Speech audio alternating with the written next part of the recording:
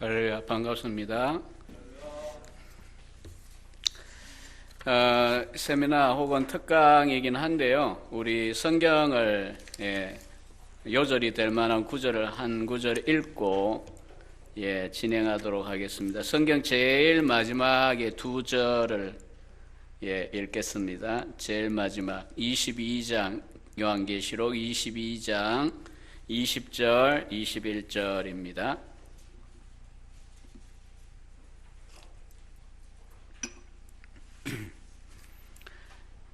제일 마지막 페이지인데 찬송하고 합쳐져 있어가 또 찾기가 쉽지 않을란가 모르겠는데요. 같이 한 목소리 읽겠습니다. 20절, 21절 시작. 내가 진실로 속히 오리라 하시거늘 아멘. 주 예수여 오시옵소서. 주 예수의 은혜가 모든 자들에게 있을지어다. 아멘. 요즘 교회 오전 시간에 요한계시록 강해를 진행하고 계신다고 하기에 그걸 알고 온 건 아닌데 이렇게 조직신화 혹은 교리적인 측면에서 종말에 대한 짧은 특강이지만 특강을 하면 또 보완이 될 수 있겠다 생각이 들고요. 기본적으로 또 종말론은 다양한 입장들이 있는데 우리 임 목사님과 제가 또 관점이 같기 때문에 크게 혼란은 아마 없을 것입니다. 세부적으로는 조금씩 다 학자나 목회자에 따라 관점이 다를 수 있는데 그러나 근본적인 차이만 없으면 덜 혼란스럽습니다. 참고로 1시간 반 90분 강의를 부탁하셨는데 제가 걱정은 안 되고요. 교인들이 걱정이 되어서 버티겠냐, 다 집에 안 가겠냐, 그리고 안 가면 그렇게 말씀드렸더니 교인들의 수준을 그렇게 보면 안 된다 이런 느낌의 말을 하셨어요. 그래서 저는 걱정하며 왔는데 다행히 또 이렇게 다 많이 참석하시고 또 그간에 1년이 채 안 됐는데 지난번에 예배 참석한 때가 또 지금 아주 전투 모델 죄송합니다. 전투 자세가 대단한 것 같아요. 글쎄 지금 학습용 의자로 다 바꾸셨네요 보니까. 원래 그 전통적인 그 장의자였던 긴가 뭔가였는데 왜 갑자기 오늘 왔는데 지금 제가 두어 번 처가 근처이기 때문에 낮예배 참석을 하면서 지나갔거든요. 그때는 아니었는데 이렇게 또 공간이나 환경 또 이 인프라가 바뀌면 또 아무래도 마음 자세가 좀 달라질 것 같아요. 이런 자리에 앉으면 일단은 공부해야 되겠다 이 느낌이 어르신들도 오실 것 같습니다. 그리고 제가 이 가을 학기에 총신신대원에서 우리 한 학년에 문교교육부에 인가받은 인원이 한 학년당 400여 명이 됩니다. 그러니까 한 1200명 이상이 재학 중인데 1학년 2학기 학생들하고 가을에는 이제 늘 특별한 일 없으면 인간론과 종말론 해서 이제 한 과목입니다. 원래는 같이 하면 안 되는데 커리큘럼 조정하다 보니까 억지로 붙여놨습니다. 어쨌든 인간론하고 종말론을 한꺼번에 다 가르쳐야 되는데 그렇지 않을 때는 기본 90분 강의를 저희들이 합니다. 2시간인데 같이 붙여가 90분 1시간 반 강의를 합니다. 그런데 그렇게 하면 이제 특별한 일이 없으면 최소한 강의만 하는 시간이 한 학기에 12주 정도가 나옵니다. 그래서 12 곱하기 90분 이렇게 종말론 강의를 보통 하는데 그렇게 하면 이제 어느 정도 개혁파 우리가 속한 이 장로교 개혁주의 종말론에 대한 좀 그래도 어느 정도의 그 지식을 전달을 가능합니다. 그런데 이제 여러분들에게는 그 12번이 아니고 딱 한 번만에 90분 한 번만에 이걸 전달해야 되기 때문에 줄여가지고 축소해서 정말 뼈대가 되는 또 너무 뼈대면은 힘이 드니까 살은 붙긴 한데 진짜 중요한 게 무엇인가 골라가지고 여러분들과 나누도록 그렇게 하겠습니다. 세미나 강의라고 이름 붙였으니까 설교 때는 졸라 그러면 큰일 나겠지만 세미나 때는 졸리우면 그냥 살짝 눈 뜨고 자세요. 눈 감고 자면 제가 또 시험에 드니까 대놓고 자는 건 또 곤란해요.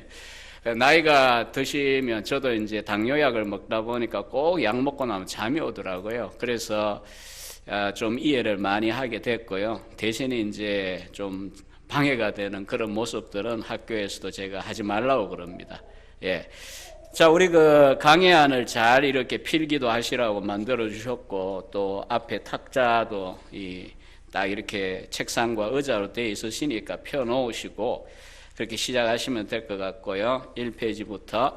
제가 이제 종말론을, 가르치게 된 건 물론 이제 여러 교수님들이 앞에 계신 상태에 제가 7년, 8년 전에 와서 당장 이제 커리 조정해서 저한테 맡겨진 게 종말론이었습니다. 그래서 했는데 사실 제가 박사 논문은 조나단 에드워즈의 성령론으로 박사 논문을 11년 전에 썼습니다. 목회하는 중에. 그래서 성령론 혹은 구원론이 사실 주 전공인데 뭐 종말론을 맡게 되었을 때 하나도 겁나지 않고 또 싫지도 않고 좋았습니다. 왜냐하면 제가 이 모태 출석교인으로 67년 태어나가지고 시골서부터 시작해서 주로 이제 대구에서 자랐는데, 1981년 생생하게 아직 기억이 납니다. 영신중학교 2학년일 때, 나름대로 이제 친구들 교회 가자 이렇게 인도하고 훈련들이 되어 있으니까 인도를 했어요. 한 친구를 반에 2학년 때. 학교도 이 미션 스쿨입니다. 영신중고등학교는. 그런데 이제 교회 가자, 교회 왔어요. 이제 가면 이제 당시에 뭐 가난하던 시절에 뭐가 있습니까? 그냥 성경책 조그마한 거 하나 이제 신약 기도원 성경 주는데 이걸 가지고 가서 보통은 중학교 2학년이면 안 읽잖아요. 근데도 어떻게 주중에 그걸 뒤적거렸는지 학교에 가서 만났는데 저보고 교회 안 가겠대요. 왜 안 가냐고 했더니 무슨 성경이 이상하다고. 그래서 이제 40년 전이잖아요. 요즘 세대하고 다른 세대에 우리가 자랐으니까. 왜냐하면 요한계시록을 하필이면 봤나 봐요. 뒤적거리다가. 용이 나오고 짐승이 나오고 너희들 그 이상한 거 믿는 종교다 이런 거예요. 갑자기. 읽어도 꼭 그런 거 눈에 띄나 봐요. 요즘 세대들은 뭐 반지의 제왕이니 또 나니아 연대기니 또 하다못해 뭐 이 마법 지팡이 이야기에다가 또 마블 영화 시리즈들 때문에 이 상상의 세계가 너무 강한데 우리들 때는 삭막했거든. 그래서 교회를 안 나오겠다는 겁니다. 그래서 제가 이제 중학교 2학년 15살인가 그랬는데 뭐 안 나오면 뭐 어떡하겠어요. 끌고 올 수는 없고 그냥 그런가 보다 하고 또 딴 친구 전도하면 되는데 그게 굉장히 제 어린 마음에 이게 뭔가 박혔어요. 성경이 진짜 그런가? 요한계시록이 문제니까 요한계시록을 연구해보자. 중학교 2학년이요. 대학생도 아니고. 계시록 주석을 샀어요. 박윤선 박사의 계시록 주석. 가난한 집에서 6,000원씩이나 하던 때에 참 당부를 부탁을 해가지고 드디어 사가지고요. 중3 내내 읽고 시험을 쳐야 되는데 시험 공부는 안 하고 요한계시록 공부를 했습니다. 그럼 인문계 고등학교를 갈 수 있는가? 공부를 열심히 하면 머리가 나쁘진 않은데 그런 식으로 하니까 거의 바닥의 그 성적으로 간신히 제가 인문계 고등학교를 갔어요. 물론 이제 고등학교 가서 공부해야 되겠다 정신을 차렸지만 제가 그렇게 이제 일찍부터 이제 요한계시록 종말론이잖아요. 종말론에 딱 어린 나이에 끌려 들어가 버린 바람에 이제 공부를 하게 되고 또 대학교 다닐 때도 철학을 하면서 신학 가기 위한 준비를 하는데 또 이제 계속 이런 방향의 공부도 하고 또 이제 책도 읽고 이렇게 했습니다. 그러고 이제 뭐 1992년 그 유명한 이장님 담임 선교의 사건도 있었지만 저는 조금 더 흔들림이 없었습니다. 왜냐하면 이미 일찍이 그 개혁주의 종말론이 무엇인가를 어릴 때부터 공부를 했어요. 박영용, 박윤선이 또 윌리엄 핸드릭슨 이런 개혁주의 종말론을 공부를 하고 나니까 흔들리지 않았고요. 뭐 지금까지도 이 복잡한 과목인데도 불구하고 우리 학생들에게도 경계할 것이 무엇인지 분명하게 이야기도 하고요. 우리 교단은 뭐 혹시 조금 뭐 아시는 분이 있겠지만은 그 인터콥이라고 하는 선교단체와 교류를 안 합니다. 제바울 씨의 세대주의 종말론을 우리가 경계하기 때문에, 그래서 이제 앞서 처음에 이야기했던 큰 차이란 게 그런 차이입니다. 우리는 세대주의 종말론을 용납하지 않습니다. 그렇게 이제 우리가 경계하고 있는데, 이제 실제 뭐 선교나 여러 가지 이유들 때문에 관계를 맺는 분들이 많아요. 총회가 하지 말라고 해도. 그러나 이제 우리 학생들에게는 제가 이제 단호하게 이야기합니다. 여러분 가운데 세대주의 종말론을 가지고 있다면 나는 졸업 안 시킨다. 내 과목에서 졸업 안 시킨다. 왜 그런가? 뭐 이런 이야기들도 하게 되고요. 그리고 무엇이 우리 개혁주의 종말론이냐? 이제 여러분 성도님들은 오늘 이제 강의를 통해 가지고 진짜 핵심 골자만 이제 저하고 보게 되겠습니다만은, 그렇게 이제 긴 시간을 우리 학생들하고 또 강의를 합니다. 또 이제 제가 이제 그러다 보니까 그 1990년에 신대원 우리 임 목사님과 같이 입학해가지고 비슷하게 공부하고 또 졸업도 같이 했습니다. 중간에 또 눈이 좋으시니까 뭐 의경인가 정경인가 의경이었던 것 같다고, 저는 이제 눈이 너무 나쁘잖아요. 보기에도 떴는지 감았는지 눈 뜨고 있습니다. 저 지금 자꾸 교인들이 눈을 뜨고 까만있던지 모른다고 이게 상급을 수술하러 가자 이런 분도 있었는데 안 한다고 그렇게 제가 목회 중에 했는데, 좌우지간 비슷하게 저희가 공부를 또 한 세대고 그런데요. 제가 이제 2012년까지 다리 목회하면서 성경 전체를 이제 강해하자 이 주의로 제가 목회했는데, 계시록도 제가 그래서 처음부터 끝까지 여러 번 제가 하여튼 할 기회가 있었습니다. 15년 반의 목회 동안에. 그래서 이제 학교 와서 이제 제가 책을 출간을 했어요. 요한계시록 강해책 한 800페이지 정도 되는 책이고요.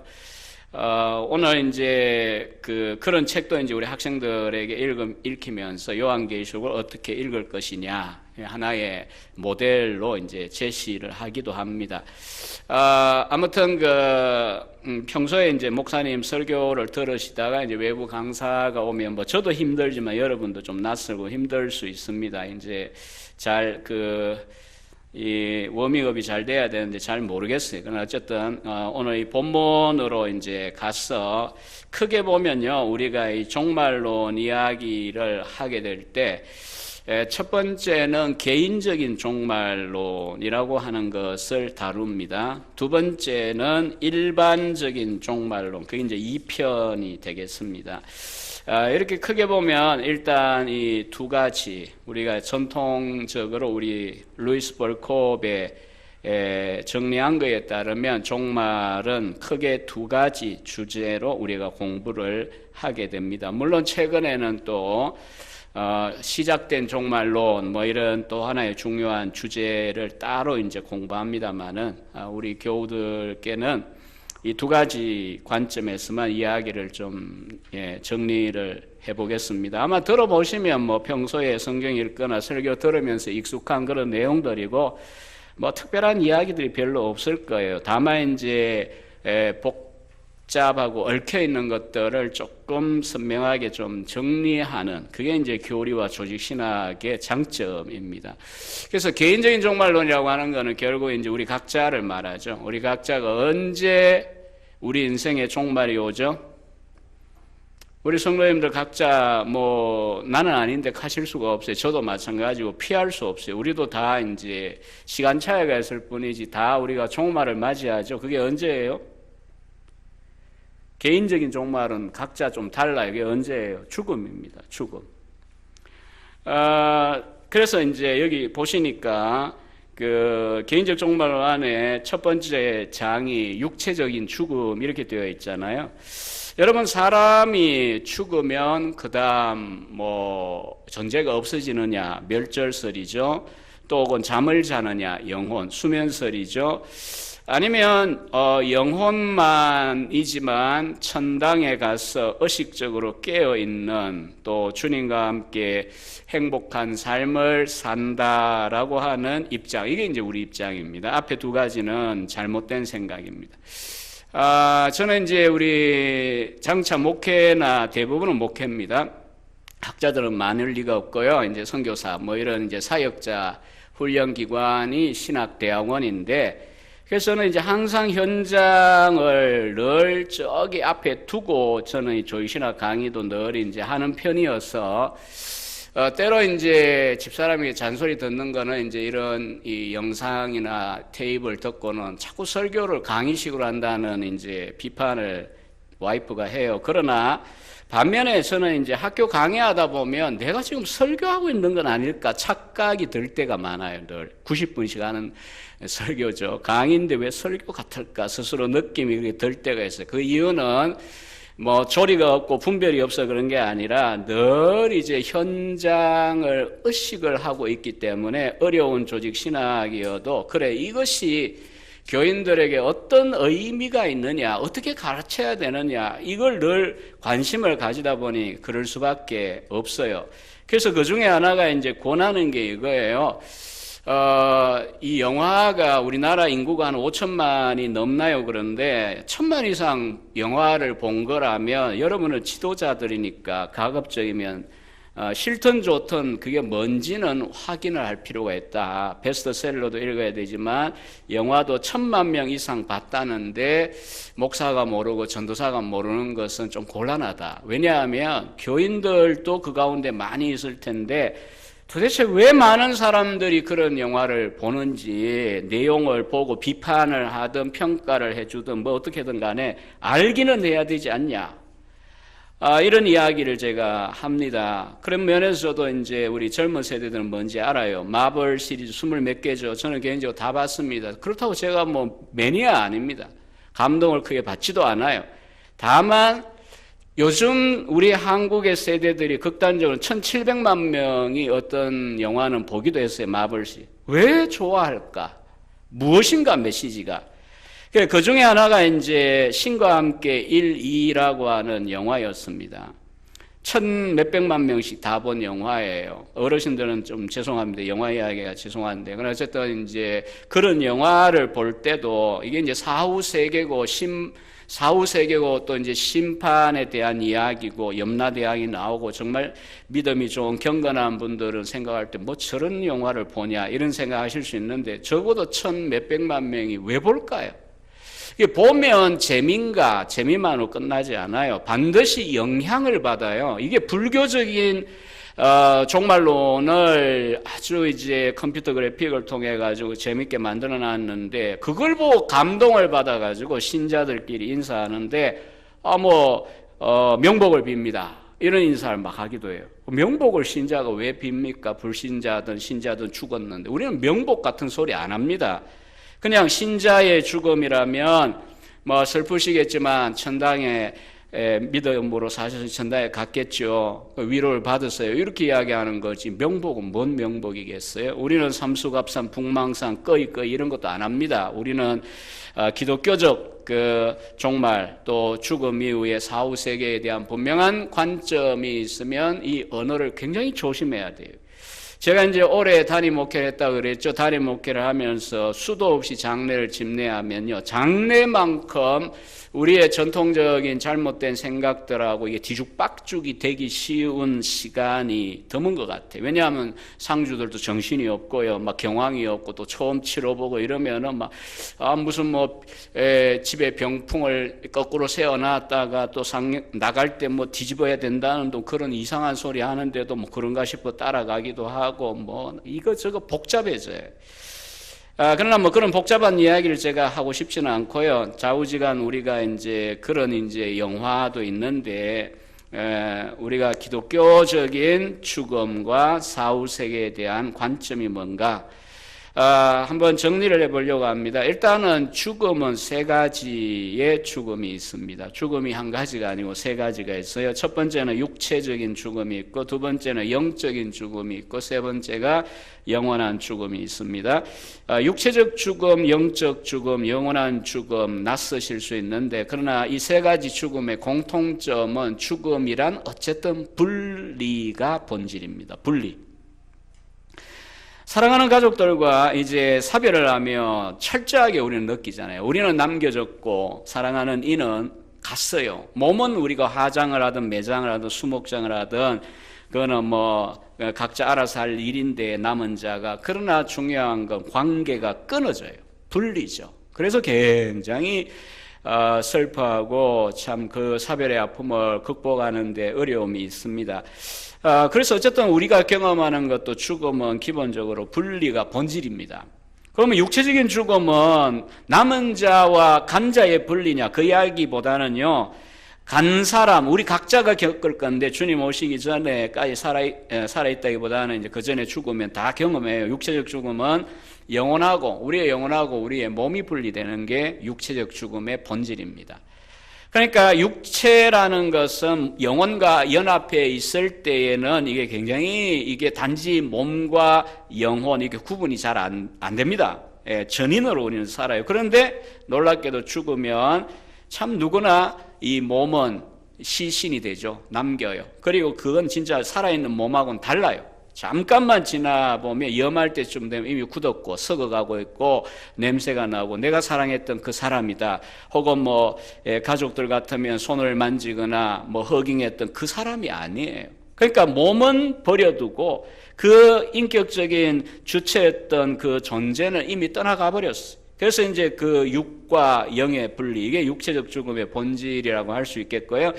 그 다음에 영적인 죽음은 뭐냐? 오늘 불신자 때에 우리가 다 겪었던 거고 현재 불신자의 조건이 무서운 이유가 이겁니다. 영적인 죽음, 영적으로 죽었다는 것은 하나님과 그 사람이 관계가 끊어진 걸 말합니다.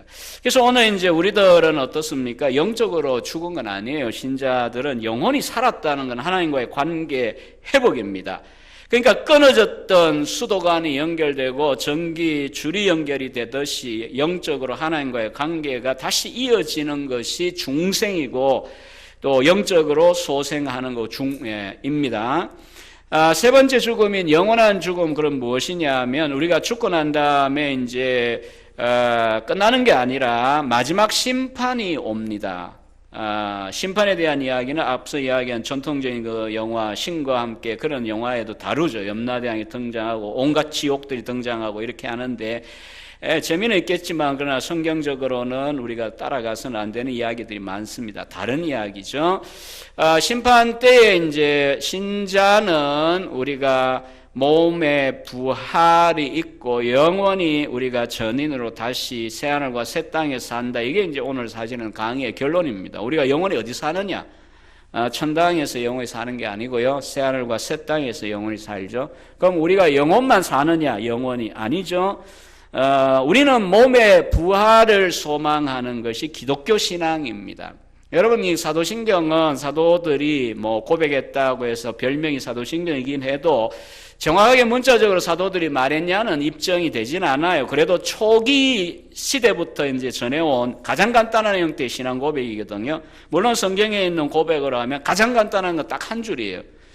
예수님이 나의 구주이시다. 예수님이 주님이다. 이게 가장 최초의 가장 간단한 고백이고 구원받기 위해 필요한 고백이에요. 예수를 주와 구주로 믿습니까? 아멘. 그러면 신약에도 나오는 고백이죠. 그러나 이제 그 이후에 좀 더 이제 우리가 믿는 내용이 무엇인가를 정리한 게 바로 사도신경입니다.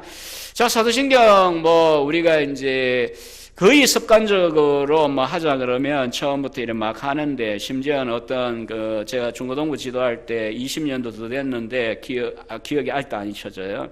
인도하는 이 자매가 이 여고생이 이제 우리 사도행전을 고백함에 따라 이제 예배를 시작합시다 이러는데 제가 교역자로서 그 말을 듣는데 뭔 말 하는지는 알겠는데 갑자기 숨이 멈춰가 가만히 있었어요, 저는. 근데 딴 사람들은요? 뭐 했을까요? 전능하사 천지를 만드신. 그게 왜 사도행전이에요? 근데 사도행전을 고백함에 따라 우리가 예배를 시작하자고 해도 교인들이나 학생들은 너무나 습관적으로 전능하사 이렇게 나가는 거예요. 죄송합니다. 안 웃기는데 괜히 웃기려고 했는 것 같은데 아니 그만큼 우리가 습관이 되어 있다니까요. 그러니까 전능하사 천지를 만드신 이렇게 시작해가지고 마지막에 믿습니다까지. 금방 가요. 1분 정도 가려나 몰라요. 근데 그 마지막 부분에 보면 우리가 뭘 고백합니까? 내가 그 성령을 믿사오며 거룩한 그 다음에 공회는 조금 이제 정확하게 좀 더 이제 번역을 잘하면요, 거룩한 공교회와, 그러니까 카톨릭 교회란 말이거든요. 우리가 공교회, 보편교회, 로마 교회가 카톨릭이란 말이 아니고 우리가 공교회입니다. 그래서 공회와 죄를 사해 주시는 것과 또 몸이 다시 사는 것과 영원히 사는 것을 믿습니다. 제가 문자적으로는 약간 틀렸을 수 있는데 이렇게 뒷부분을 갑자기 외우려고 그러면 갑자기 생각이 안 나요. 처음부터 하면 주르륵 여러분이나 저나 잘하는데, 어쨌든 거기에도요, 몸에 다시 사는 것, 몸의 부활을 우리가 믿는다이지 영혼만 뭐 천당에서 그냥 고스트, 영혼만 영원히 산다, 이거는 기독교 신앙이 아닙니다. 천당은 주님의 재림 때까지 우리가 죽은 신자들이 사는 곳이고요. 자, 그래서 우리가 이제 신자들은 몸의 부활이 있고 영원히 새하늘과 새 땅에 살게 되는데, 불신자는 그럼 그때 어떻게 될까요? 그때 심판을 받습니다. 몸의 부활을 합니다. 그들도. 그리고 영원히 지옥에서 고통을 받습니다. 이게 영원한 죽음입니다. 그러니까 영원히 하나님께로부터 끊어졌어요. 그리고 영원히 하나님이 주시는 어떤 은혜도 참여하지 못하는 것이 이 불신자의 영원한 상태의 비극입니다. 오늘 이 땅 위에 살아가는 동안에는요, 신자보다 때로는 불신자들이 훨씬 일반 은혜를 많이 누릴 수 있습니다. 건강이나 사업이나 공부나 여러 가지 그런 성취의 기쁨이나 경제적인 성공이나 놀러 다니고 골프 치러 다니고, 뭐 골프가 나쁘단 말이 아니고요, 그렇게 누려요. 하나님이 기회를 주고 있는 시간입니다. 이 시간은. 그러나 영원한 이제 심판이 끝나고 난 영원한 죽음의 상태에는요, 어떤 일반적인 그런 은혜나 혜택이나 축복도 다 제거해버리고 하나님 없이 살아야 되기 때문에, 하나님 없어서 고통이고 일반 은혜가 없어서 고통인 게 지옥의 무서운 겁니다. 여러분, 교회에 오면 지옥이라고 불신자들 느껴요. 고통스러우니까. 그래서 뭐 놀러 가고 뭐 카바레 가고 무슨 술집 가고 아니면 어디 놀러 가면 그거 영원히 할 수 있으면 좋겠다 이렇게 생각하지만요, 그런 건강, 그런 인생의 낙 하나님은 다 심판 때 없앨 겁니다. 그래서 고통이 되는 것이 영원한 죽음입니다. 그리고 우리가 앞서 언급했듯이 죽을 때에 존재가 끝나는 건 전혀 아닙니다. 다만 여기에 남은 자들과의 관계는 끝이 납니다. 생의 자연적인 관계들이 분리된다는 말이 그 말입니다. 자, 여러분, 제가 이제 70 넘은 어른들은 제발 하루에 한 번 정도라도 여러분도 주님을 만날 날이 온다, 이 생각 좀 하고 사세요라고 이제 가끔 제가 목회 중에 권면했다가 엄청 욕을 먹었어요. 왜 죽음 이야기 하냐고 자꾸 교회에서. 그럼 교회에서 안 하면 어디서 합니까? 그거 상조에서 합니까? 그래서 하여튼 참 당황스럽더라고요. 이 40대, 50대 목사도 죽는다는 생각을 가끔 하면서 인생을 어떻게 잘 살고 있는가 신앙적으로 검증하고 이렇게 하는 건데, 아니 70 넘은 어른들이 마치 천년 만년 살 것처럼 늘 뭐 헬스가 최고야 이러고 막 다니면은 이게 신자다운 건 아니잖아요.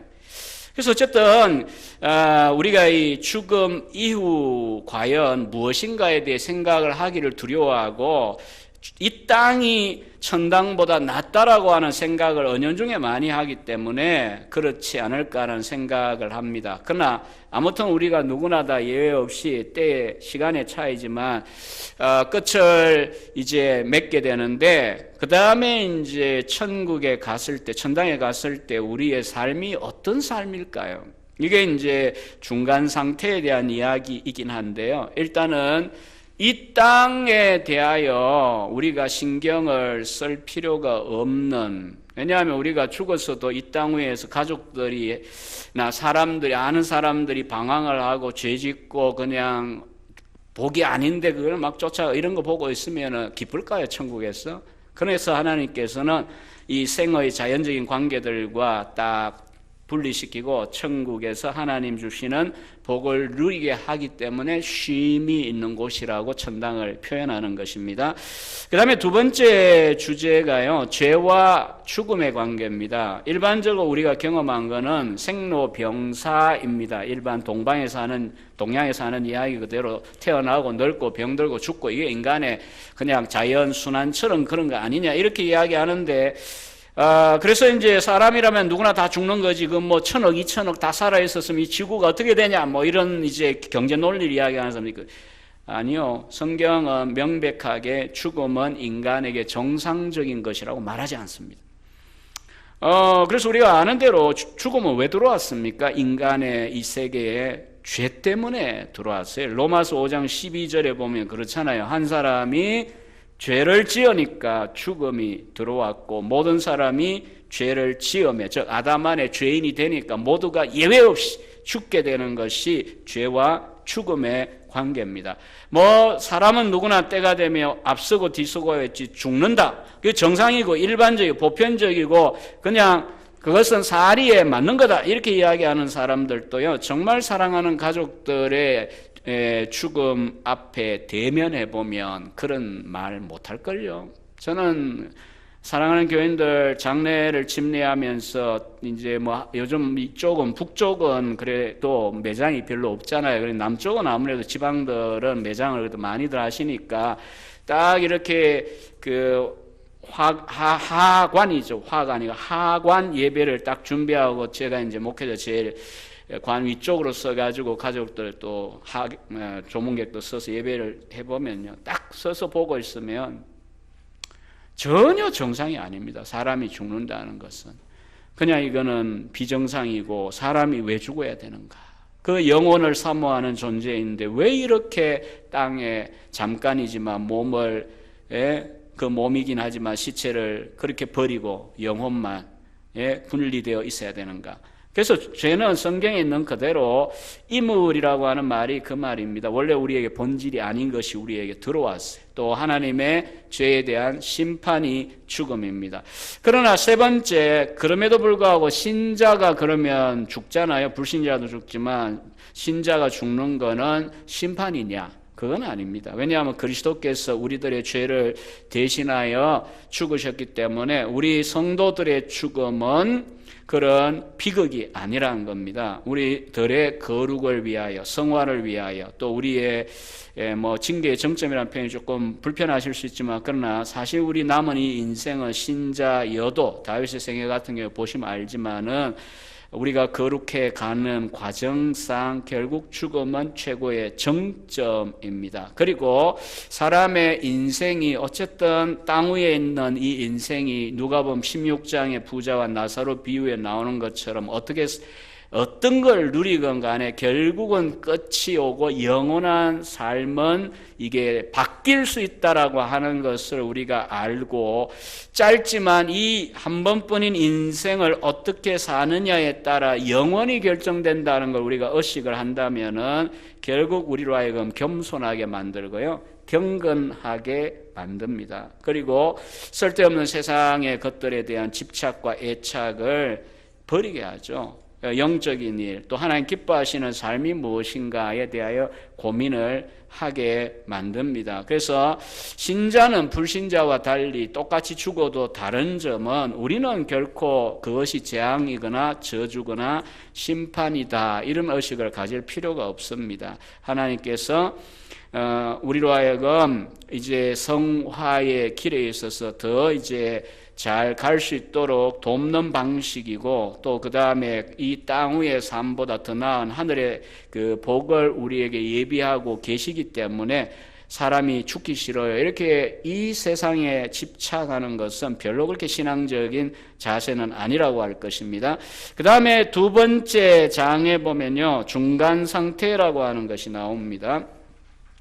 자, 사람이 죽으면 앞서 우리 한국 사람들 좋아하는 중국식의 사고로 한다면은 거기도 지옥 이야기가 나오죠. 근데 성경은 두 가지만 이야기합니다. 사람이 죽으면 두 군데만 있어요. 하나는 heaven이라고 영어는 일반적으로 얘기합니다. 영어로 하면. 그래서 이게 이제 사실은 하늘에 간다. 우리가 죽음 이래 말해야 되는데 하늘이라는 단어만 쓰기에는 우리나라 사람들이 그런가 봐요. 그래서 제가 이제 중국 학생들 통역반도 수업을 하는데 가끔 한자어들은 어디서 왔는가 싶어서 궁금해가 물어봐요. 확인을 해보는데 바로 이 천당이다, 지옥이다, 음부다 이 용어들은 사실 다 중국 한문에서 왔어요. 어차피 한자이기도 하지만 천당이 무엇입니까? 뜻이 하늘의 집이잖아요. 근데 heaven은 사실 그냥 하늘입니다. 우리가 어디 가냐? 하늘에 간다. 이렇게 이야기하는데 천당이라고 하는 표현을 쓰고요. 또 신약에 보면 낙원이라는 말도 씁니다. 강도에게 말하기를 오늘 네가 나와 함께 낙원에 있을 것이다. 그러니까 죽고 난 다음에 어디 가는지 모르는 게 아니라 예수님을 믿는 자는 오늘 죽고 난 바로 다음 오늘 낙원에 가는 겁니다. 이걸 누가복음 16장에 비유해 보면 예수님은 부자는 죽어 어디 갔고, 그건 이제 그 다음 순서죠. 이 나사로는 정말 개한테 핥음을 당하는 진짜 완전히 최악의 대우를 받은 인생을 살았지만 그는 죽었더니 천사에게 딱 받들려 가지고 어디 갔다 그랬어요? 그때 누가복음 16장 19절 이하에 비유해 보면 아브라함의 품이에요. 그러니까 낙원이든 아브라함의 품이든 천당이든, 자 신자는 저나 여러분들이 죽었을 때 어디 갑니까? 이렇게 이야기하면 이 세 가지로 표현할 수 있는데 그냥 이제 흔히 우리들은 천당에 갑니다, 가셨습니다. 근데 이제 또 장래 용어로 보면 오늘 훨씬 더 천당보다 천국이라는 용어를 참 많이 쓰는 것 같아요. 하늘에 있는 나라. 근데요, 그 표현은 조금 사실은 맞는데 완전히 맞는 건 아니에요. 왜냐하면 이 땅 위에 이미 예수님의 십자가 사건과 부활, 성천, 그리고 성령을 교회에 부어주신 다음에 천국, 하나님의 나라는 이미 시작되었거든요. 그래서 교회도 하나님의 나라를 맛보는 장소에, 천국을 맛보는 장소에, 누가복음 17장 20, 21절에 있는 대로 천국은 여기 있다 저기 있다 하지 못하고 너희 가운데 있다. 또 혹은 로마 14장 17절에 보면 사도 바울은 하나님 나라 천국이 무엇이냐? 성령 안에 있는 의와 희락과 평강이다. 우리가 교회 생활을 통하여 그리스도 안에서 우리가 하나님의 자녀라고 하는 의인이라고 하는 신분의 확신을 가지고 그 다음에 하나님이 주시는 초월적인 평강, 그러니까 평화 그리고 기쁨을 누린다면 여기가 우리가 천국을 이미 맛보는 곳이에요. 우리의 인생 자체가. 천국이 저기에만 있으니까 이를 악물고 우리 고생하고 수고하고 참고 빨리 갑시다. 이렇게 순교자적인 자세만 가지는 게 중요한 게 아니고요. 그렇게 걸어갈 수 있도록 우리들에게 용기를 주는 것이 뭐냐 하면 여기에 이미 천국, 하나님의 나라가 시작되었다라고 하는 것입니다. 그런 점에서 늘 여러분들이 목회자에 따라서 목회에 대한 이야기가 다양하게 표현이 될지라도요, 누구든 간에 신약교회 성도들은 교회를 위한 기도 중에 하나가 이거예요. 하나님의 나라, 천국을 맛보는 교회가 되게 해달라. 교회 다니면서 우리 마음에 불편한 풀어버리지 못한 원한이니 아니면 상처니 또 어두움, 낙심, 절망 이런 것들이 교회를 다니면서 딱 이렇게 해결이 되는 게 정상이지 안 해결되는 게 정상은 아니잖아요. 그게 의와 희락과 평강이거든요. 그러나 그럼에도 불구하고 맛보기 장소라는 표현이 그거잖아요. 맛보기지 만끽은 아니에요. 죽어서 우리가 천당에 가면 영혼만큼은 이제 어떤 우리의 부정적인 경험들도 딱 제거됩니다. 그래서 물론 안 아프죠. 아프지도 않아요. 저나 우리 와이프가, 특히 와이프가 몇 년을 지금 크게 아픈데 그러다 보니까 진짜 병원 안 가고 약 안 먹고 그냥 자고 일어나서 할 일 하고, 이게 얼마나 일상이 복이라고 하는 걸 아픈 중에 진짜 뼈저리게 경험 중입니다. 그래서 이런 사람들 보고는요, 또 더 중병도 있겠지만은 천당에 가면 이런 육신적인 고통이 전혀 없습니다. 이러면 얼마나 위로가 되겠습니까? 저도 위로가 돼요. 당뇨약 안 먹어도 되고, 이거 완전히 뭐 이상한 병이잖아요. 뭐 너무 심해지니까 힘들더라고요. 근데 또한 이런 것도 있잖아요. 우리가 관계에 있어서 어려움들이 참 많아요. 이 교회 다니면서도 어려움들이 뭐 완전히 없어지진 않아요. 상처들, 미움들, 또 시기와 질투들, 이런 것들 천국에 있는 영혼들, 천당에 가면 없어요. 그래서 이제 어떤 분은요, 이거 뭐 저 사람도 천국 가야 되고 나도 천당, 뭐 천국에 천당에 하여튼 가야 되는데, 야, 이거 가가지고도 또 저거 어떻게 보냐. 요즘 하는 말로 시월드의 사람들, 여자분들 싫어하잖아요. 또 힘들어하잖아요. 예, 시집에 속한 걸 시월드라 그러더라고요. 시편도 안 읽고 뭐 시금치도 안 먹고 또 시어머니들은 멸치도 안 먹는데 며느리 비슷해가지고 따름이, 이런 비극적인 이야기들이 뭐 우리가 부정할 수 없는 현실이거든요. 뭐 그런데 천당에 가가 또 어떻게 저 보고 있냐. 시월드든 뭐 원수들이든. 그러니까 이제 묵상을 하다가 어느 날 위로를 받아요. 거기는 넓어가지고 안 만날 수 있을 것 같다. 원수 안 만나도 되지 않겠냐. 근데 저는 이제 설교자는 이제 잘 가르쳐야 되잖아요. 그건 아니고 만납니다. 우리가 다 만날 거예요. 천당에서의 뭐 이동이라는 건 영혼이니까 신속합니다. 천사 보고 날개 달렸다 하는 이유도 그거예요. 하나님의 뜻을 얼마나 빨리 순종할 수 있는지, 딴 게 필요가 없다는 의미예요. 그런데 다만 이게 없어요. 우리가 왜 여기에서 관계가 힘든가 하는 겁니다. 그 미움, 시기, 질투, 분노, 또 우리로 하여금 곡해하게 만들고 왜곡하게 만들고 오해하게 만드는 것들, 또 우리가 다툴 때도 왜 다툴까요? 내가 앞서니 네가 앞서니도 있지만은 제한된 것을 가지고 서로 이제 자기가 하겠다 이런 것들이 뭐 원색적으로 표현하면 그게 이제 결국 다툼을 가져오잖아요. 근데 천당가가 그럴 일이 뭐가 있습니까? 아무것도 없어요. 미워할 이유가 없고 뭐가 부족하지도 않고, 그러니까 가서 우리가 만난다고 해도 아무런 문제가 없습니다. 오히려 이 땅 위에서 우리가 뭐 때문에 그렇게 아웅다웅하고 아기다툼했는가. 물론 이제 신자들은 이 땅을 떠날 때에 이제 회개의 시간을 사실은 누구나 다 가집니다.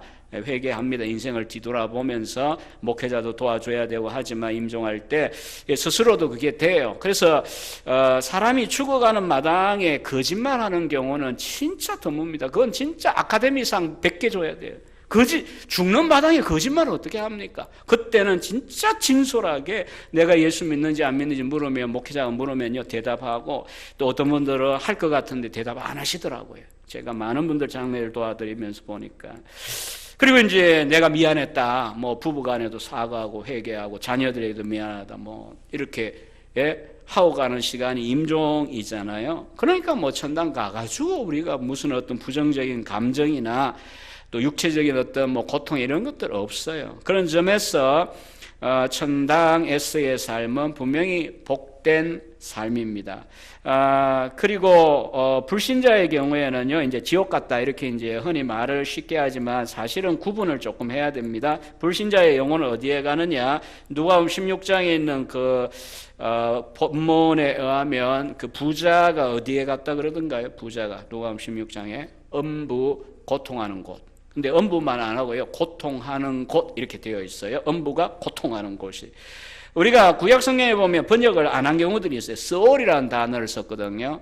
그리고 헬라어에는 우리말에 없지만 음부에 해당하는 단어가 하데스라는 겁니다. 이것도 이제 그리스 신화를 보면 하데스, 이게 지옥의 신으로 나오는데 여기서 말하는 신이 아니고 그냥 음부입니다. 불신자가 들어가서 주님의 심판 때까지 고통당하는 장소, 이렇게 두 가지만 있습니다. 그래서 이 땅 위에서 우리가 예수님을 믿느냐 안 믿느냐가 대단히 중요한 것입니다.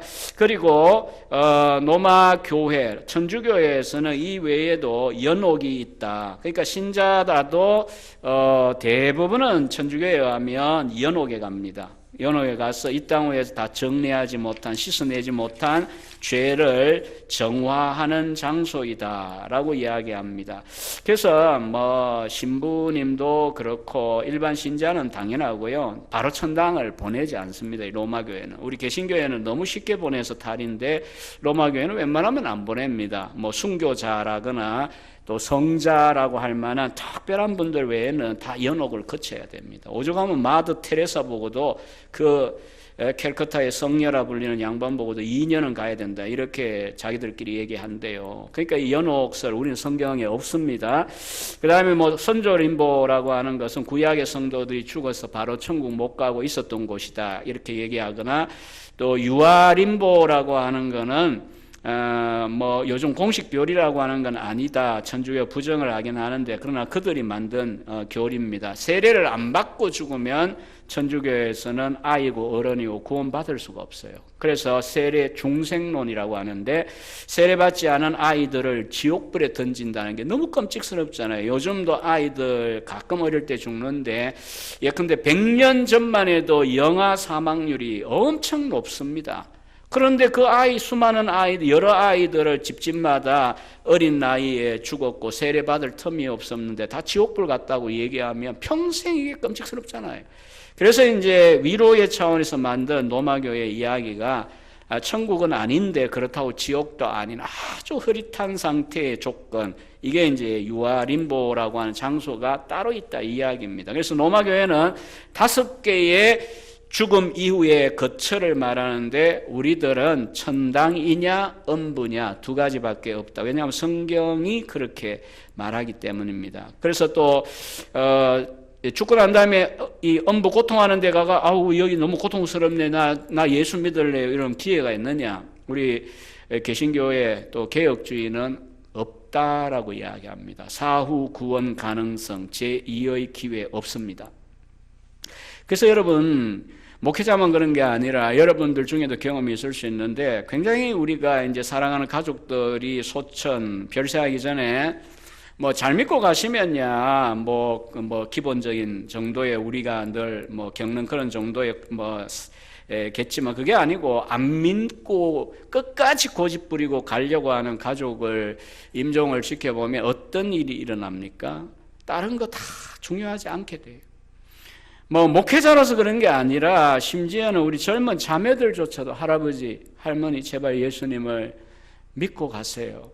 마지막 헐떡거리는 그 순간에까지도 우리가 절박하게 전도합니다. 이게 남 이야기 아닙니다. 우리가 정말 사랑하는 가족들이라면 죽고 난 다음에 기회가 없기 때문에 이 땅 위에 있는 동안 우리가 예수님을 받아들이냐 안 받아들이냐가 중요하기 때문에 평소에도 전도하지만 마지막 그 숨 넘어가는 순간 진짜 마지막 기회잖아요.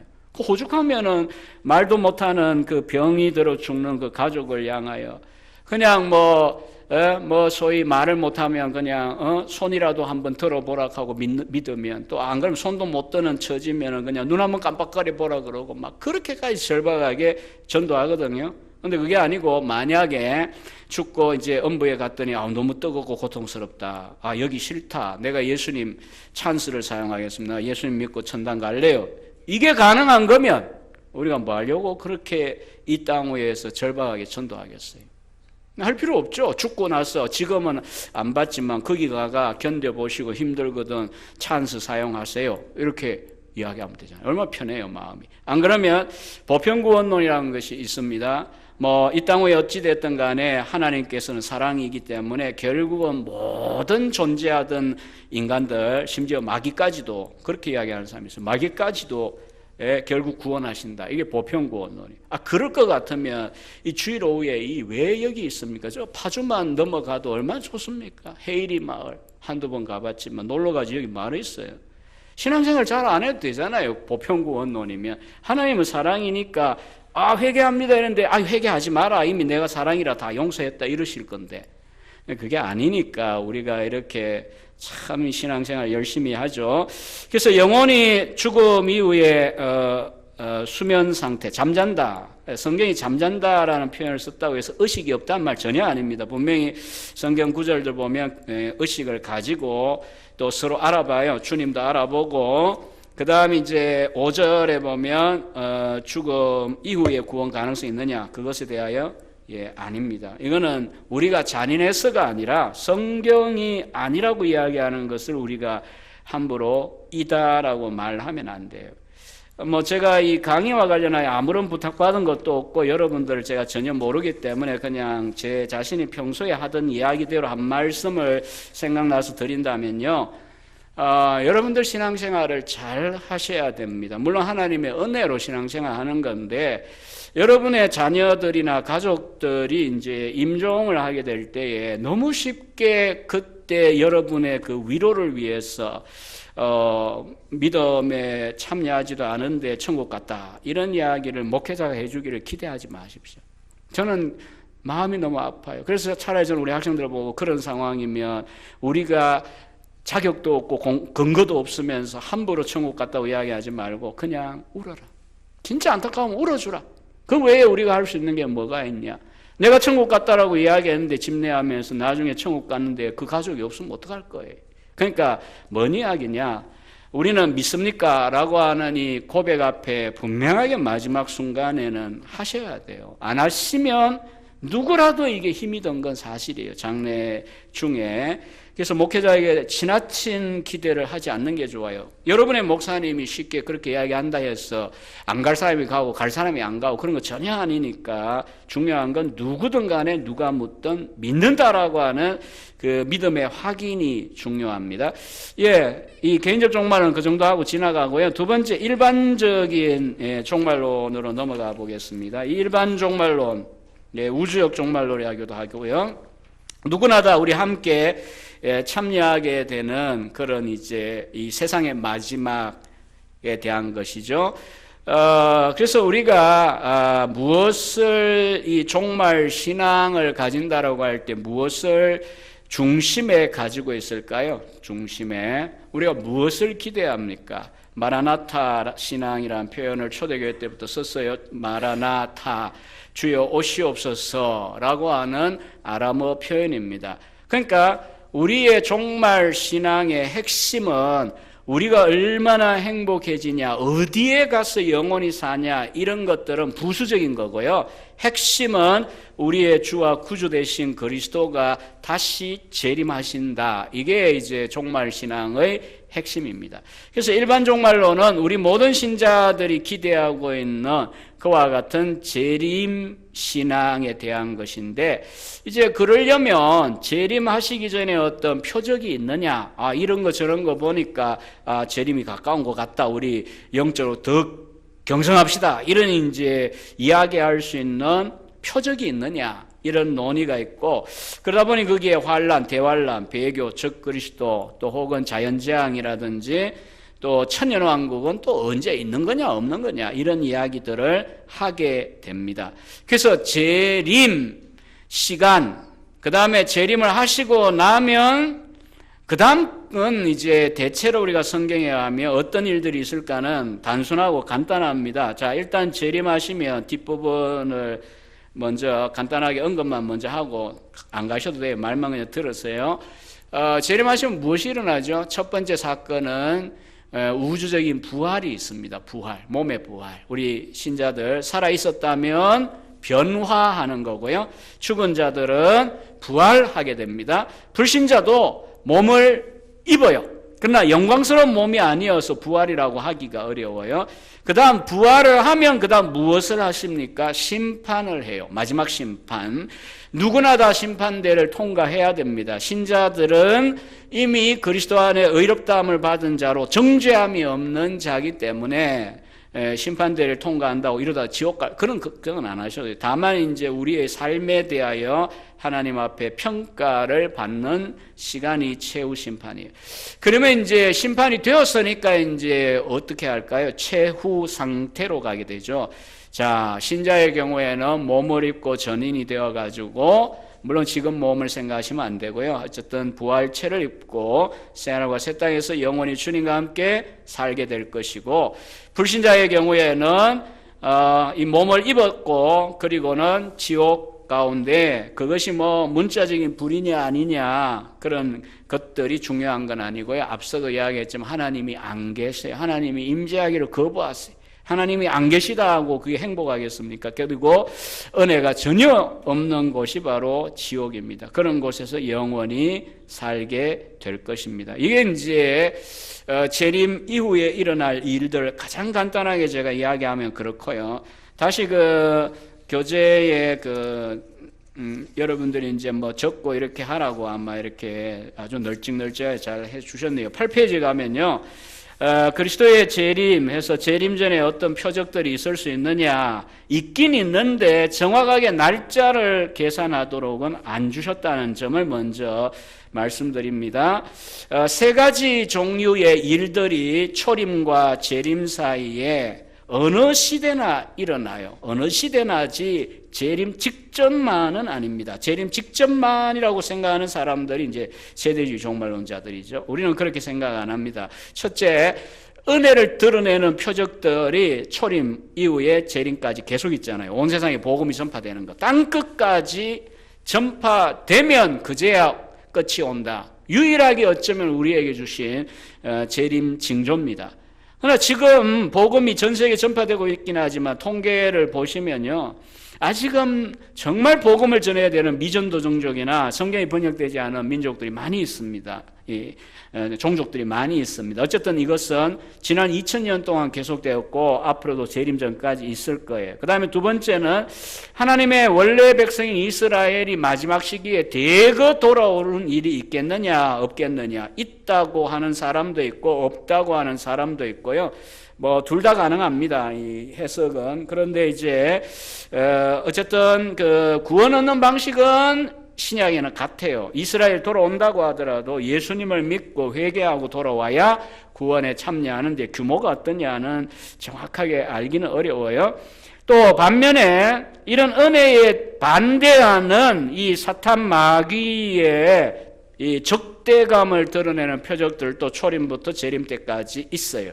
시대와 나라에 따라 정도가 다를 뿐이지 환란이 있습니다. 환란. 예수 믿지 말게 하려는 환란. 또 그 다음에 배교라고 하는 거 있죠. 믿다가 믿음을 버리게 만드는 거. 근데 우리가 이런 이제 사탄의 공격들은 그 목표는 한 가지예요. 우리가 신앙생활 못하게 하려는 건데 버리게 하거나. 근데 그 전술 전략이 꼭 같지 않습니다. 총칼 들고 뭐 이렇게 모으는 게 아니고요. 그런 환란만 있는 게 아니고 무엇보다 오늘 우리 대한민국이 미국과 더불어 해당합니다. 뭐냐? 이런 방식이죠. 유혹입니다. 유혹. 우리가 신앙생활 열심히 못하도록, 주님을 사랑하지 못하도록 우리를 얼마나 삶의 편리함이나 세상의 재미들 때문에 그냥 뭐 주일 지키기도 어렵고 또 성경 읽기도 너무나 어렵고.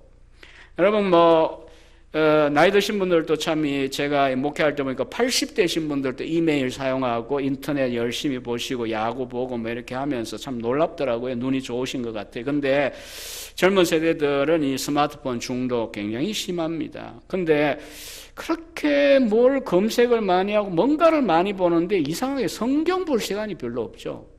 이것도 사탄의 강력한 공격이라는 거 아셔야 돼요. 제가 스마트폰 안 쓰는 거 아닙니다. 저도 좋아해요. 좋아하지만 늘 어떤 경각심이 막 느껴져요. 좌우지간 우리로 하여금 막 세게 그냥 막 강제적으로 못 믿게 하려는 환란이나 아니면 굉장히 달콤하게 구미호처럼 다가오는 유혹이든 간에 좌우지간 이게 사탄의 역사라는 점을 생각하면 분별이 쉬우실 거예요. 나로 하여금 신앙생활 잘하게 도와주는 건지 아닌 건지. 그 다음에 이제 적 그리스도는 어느 시대나 있습니다. 그리스도를 대적하는 세력이나 사람이잖아요. 물론 초대교회 내로부터 시작을 했고요. 또 오늘날도 이제 잘 생각해 보세요. 이 정치든 뭐 북한 관계든 뭐 이슬람권이든 과연 신앙적으로 볼 때 적 그리스도 세력이 어딘가? 신앙생활을 못하게 만들고 하나님을 향하지 못하게 만드는 체제, 또 사상 뭐 이런 것들이 결국 적 그리스도입니다. 그리고 마지막에 아마 적그리스도, 마지막 적그리스도가 나타나겠죠. 그리고 이 땅 위에 초림과 재림 사이에 다양한 자연재앙들 또 일어나고요. 전쟁이라든지 기근이라든지 이런 일들은 어느 시대나 있습니다. 딱히 뭐 7년 대환란, 이건 성경에 계산이 안 나옵니다. 그건 세대주의가 이야기하는 거고요. 그래서 우리가 재림 자체를 보면 시간이 재림이 항상 주님 재림이 가깝다 이런 의식을 가지고 사는 건 좋은데 정확하게 우리가 계산할 수가 없다는 점을 기억할 필요가 있겠고요. 그 다음에 왜 오시느냐 할 때에 종말의 미래의 시대 또 영원한 세계를 우리들에게 주시기 위해서, 그래서 죽은 자의 부활이나 최후 심판을 이제 완성하시기 위해 오십니다. 우리의 구원을 완성하기 위하여 오시는 거죠. 그러면 그가 재림하실 때 어떻게 오시냐? 그분이 오실 거예요. 인격적이단 말은. 또 부활체를 입고 가셨어요. 그래서 몸을 입고 오세요. 몸을 입었으니까 보이게 오시겠죠. 그리고 성경은 갑작스럽게 올 것이다. 그러니까 기대치도 않은 날 올 것이다. 자, 예컨대 오늘 우리가 생각을 같이 한번 해보자 이렇게 하고 여러분과 제가 실험을 해본다면 어떠실 것 같아요? 오늘은 절대 안 오실 것 같죠? 예, 이런 생각이 들면 그게 오히려 위험한 거예요. 예수님은 언제든지 오실 수 있습니다. 내가 오라고 오고 오지 말라고 안 오시는 분이 아니고요. 아무튼 주님께서 정하신 때에 오시는데 우리가 생각지 않은 날 오실 수 있습니다. 그래서 도둑같이 온다는 표현을 쓰셨잖아요, 성경에. 그리고 초림 때와 달리 영광스러운 왕과 승리자로서 재림을 하실 것입니다. 그래서 천사장의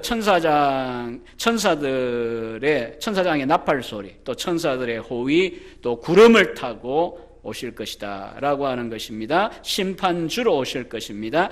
그 다음에 2장에 있는 이 천년왕국에 대한 문제가 이제 종말로 오늘 이야기할 때 가장 그 차이가 많고 복잡한데, 그림을 간단하게 제가 그 예전에 부교육자 통해 좀, 저는 이런 걸 잘 못 그려달라고 이제 내용은 주었습니다. 주어서 이제 어설프긴 하지만 4가지의 입장이 있는데, 아유, 또 언제 다 하나 너무 걱정하지 마시고요. 간단하게 제가 이야기를 좀 하고, 지나가겠습니다. 첫 번째가 뭐라고요? 잠 오실 쯤 되는데, 첫 번째 입장이 뭐라고요? 역사적 전 천년설이죠. Historical Premillennialism, 역사적 전 천년설입니다. 두 번째가 후 천년설, 포스트 밀레니얼리즘이고, 세 번째가 세대주의적 전 천년설이고요. 마지막이 무 천년설입니다. 저는 이제 종말과 관련된 강의나 이런 걸 부탁을 받게 되면 꼭 목사님께 먼저 문의를 하고 갑니다. 왜냐하면 적어도 우리가 여기 4가지 중에 세 번째 있는 세대주의 전천년설은 우리 교단이 용납하지 않습니다. 공식적으로. 초기에 이제 우리 한국에 오신 선교사들 중에 이 생각을 수련회 같은 데 가가지고 영향을 받아서 100몇십 년 전에 그렇게 와서 말한 분들이 있다 보니까 초기 장로교 목사님들도 이 세대주의 전천년설, 예컨대 이제 7년 대환란, 공중휴거 이런 이야기를 막 했어요. 그래서 우리가 이게 성경적이고 우리 장로교 입장인가 착각을 했는데, 적어도 1940년대 이후에 우리 총신에서는 정리를 했습니다. 이건 우리 입장이 아니다. 그래서 이 3번만 아니라면 1, 2, 4번은 우리가 다 용납이 가능합니다. 그래서 우리 전사님들에게는 강의할 때 그럽니다. 여러분이 성경을 연구하고 또 이런 각자의 입장을 잘 살펴서 여러분이 근거를 가지고 어느 입장을 택하든 좋다. 그러나 세대주의 전천년설만큼은 절대 안 된다. 성경을 잘못 해석하는 입장이다. 이렇게 제가 이야기를 합니다. 그래서 이제 이 역사적 전천년과 무천년만 해도 용납은 가능한데, 목사님 따라 어느 쪽에 있느냐에 따라 이제 제가 뭐 목회자가 아니고 교회 돕기 위해 강사로 가는 건데, 조금이라도 이게 좀 다르면 그러니까 꼭 물어봅니다. 물어보고 저는 이제 4번에 있는 무천년설의 입장인데, 여러분이 계시록을 듣고 계신데 우리 임민철 목사님도 무천년설의 입장입니다. 우리의 생각이 또 해석의 틀이 같기 때문에 저는 오늘 부담이 없이 천년왕국에 대한 이야기를 간단하게 말씀을 드리겠습니다. 그 교재를 이제 이 아주 뭐 복사한다고 수고도 했고 돈도 좀 들어가고 했을 텐데 버리지 마시고요. 그 집에 꼽아 놓으시고 잠이 오지 않을 때 이런 거 꺼내 가지고 또 이제 이렇게 구경하세요. 그러면 잠 잘 옵니다. 역사역 천천히 하다가 잘 거예요, 아마. 예전에는 잠 안 오면 역대상 1에서 9장까지 읽어라 이런 이야기가 있었습니다. 족보만 있거든요. 거기 아담부터 시작해가지고 읽다 보면 벌써 잡니다. 수면제가 필요 없어요. 이런 강의안들 두셨다가 시간 날 때 앉아가지고 심심하시거든 꼭 처음부터 끝까지 한번 쭉 읽어보시고요. 그러면 되실 거예요. 그래서 제가 간단하게 이야기하면 역사역 전천연설은 우리 학교의 박영용 박사님 아주 오래전에 돌아가셨지만 대표적으로 신학을 정립하셨어요. 전천년이란 말은 이런 의미입니다. 천년왕국이 있고 재림 그 앞에 재림이 있다. 그러니까 천년 전 재림설을 줄여서 전천년이라 그럽니다. 자, 예수님이 성천하시고 난 다음에 교회 시대가 지금 우리 교회 시대입니다. 계속 이렇게 돼요. 이 교회 시대 안에는 복음도 전파되고 또 환란도 있습니다. 때때로 적그리스도도 나타납니다. 근데 이런 시대가 이제 가다가 예수님이 딱 재림을 하세요. 그러면 이제 죽었던 신자들이 다 부활합니다. 그리고 땅 위에 천년왕국이 있을 것입니다. 예루살렘을 중심으로 한. 그렇게 천년 뒤에 이제 곡과 마곡의 전쟁이라고 하는 사탄의 마지막 발악이 있고, 그때 예수님께서 이제 심판하고 새하늘과 새 땅 아니면 지옥으로 이제 갈라서 가게 하신다. 그러니까 이렇게 가다가 재림이 있고 천년왕국 있고 그리고 영원한 세계가 온다. 이런 이제 입장이다라고 보시면 되겠고요. 그다음에 후천년설이라는 것은 우리나라에서는 잘 없었어요. 그러나 이제 청교도 신학자들이나 19세기 미국 신학자들이 많이 이제 이 입장을 가졌었어요. 보시면 이제 교회 시대가 이렇게 가다가 우리가 부흥을 사모하는데 성령의 강한 역사, 지금 여기는 비도 안 오고 이런데 제가 용인서 올라왔는데 비 많이 오는데 제가 시작을 해가 왔거든요. 저렇게 폭우가 쏟아지듯이 성령의 강한 역사가 한 시대 교회들 또 지역 가운데 나타날 때가 있어요. 그게 이제 부흥입니다. 대각성입니다. 그런데 이제 후천연설자들은 생각할 때 그런 성령의 강한 역사가 전 세계 가운데 강하게 일어나서 예수님이 오시기도 전에 복음의 왕성한 시대 천년왕국이 온다라고 믿은 겁니다. 그러고 난 다음에 예수님이 천년왕국 뒤에 재림하신다. 그래서 천년왕국 후 재림설을 줄인 게 후천년설입니다. 그리고 이제 영원한 세계가 이어진다. 조금의 차이가 있는데 천년왕국과 재림의 순서의 차이죠. 이해가. 그러나 이제 가장 문제가 된 것은 세대주의 전천년설입니다. 자, 교회 시대가 갑니다. 그러다가 이제 주님이 2번 온다는 거예요. 2번. 한 번은 공중에 재림을 하세요. 비밀리에. 그리고 이때 이제 교회 신자들을 다 공중에 끌어올린다는 뜻입니다. 다 몰래 올려버려요. 그리고 지상에 뭐가 있냐? 7년 대환란이 있다. 그리고 공중에서 뭐 하냐? 휴거된 신자들이 어린 양의 혼인잔치를 한다.